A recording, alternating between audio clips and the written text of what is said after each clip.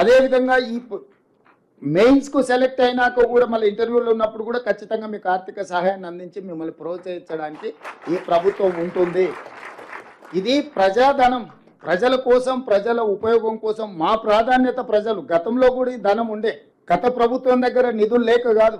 10 ఏళ్ళు ₹1,00,000 రైతు రుణమాఫీ చేయలేదు. మేము ఒక్క నెలలోనే 31,000 కోట్ల రూపాయలు రైతులకు ఇచ్చినాం. ఉండే వాళ్ళ ప్రాధాన్యత ఒకటి ఉండి, ఈరోజు మా ప్రాధాన్యత ఇంకొకటి. మా ప్రాధాన్యత నిరుద్యోగ యువకులు, మా ప్రాధాన్యత విశ్వవిద్యాలయాలు, మా ప్రాధాన్యత రైతులు.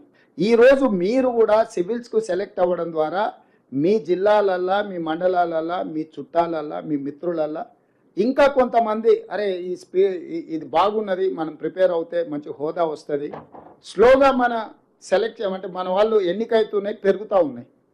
దీన్ని ఇంకా పెంచాలి, మిమ్మల్ని ప్రోత్సహించాలి. తద్వారా తెలంగాణకు మేలు జరగాలి.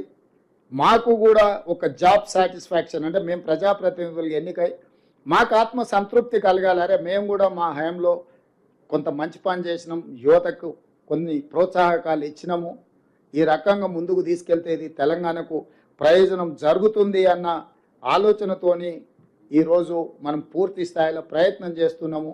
మిమ్మల్ని అందరిని కూడా 135 మంది ఈరోజు హాజరైనరు, 175 మంది ఎన్నికైనరని మా అధికారులు చెప్తున్నారు.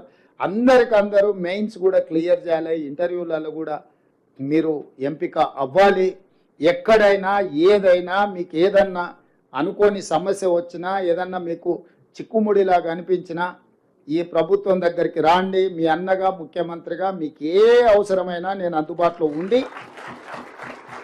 మీ తరఫున నేను వకాల్తా పుచ్చుకుంటా. మీకు ఏదైనా అవసరము వచ్చింది, ఎందుకంటే చాలామంది ఇక్కడ ఉన్న వాళ్ళు తల్లిదండ్రులు చదువుకోకపోవడమో లేకపోతే గ్రామీణ ప్రాంతాలలో ఉండడం వల్ల వాళ్లకు ఒక పెద్ద మీరెవరూ అట్లా అనుకోవాల్సిన అవసరం లేదు. ఈ ప్రభుత్వం ఉంటుంది.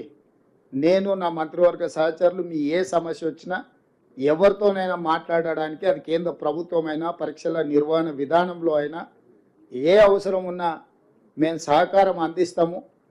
మీరు ఈ సహకారాన్ని తీసుకొని జీవితంలో ఇట్లాంటి అవకాశాలు మళ్ళీ అంట. లక్ష్యం ఎట్లా కొట్టినా అంటే నాకు చేప కన్ను మాత్రమే కనిపించింది కొట్టినా అని. మీకు కూడా ఇందులో ఎంపిక అవ్వాలన్న లక్ష్యం తప్ప ఇంటి దగ్గర ఉన్న ఆర్థిక సమస్యనో లేకపోతే ఇంకొక సమస్యనో లేకపోతే ఇతర అంశాలు, కొద్ది రోజులు మీరు కష్టపడితే జీవితకాలం మీరు సంతోషంగా ఉండడానికి ఉంటుంది.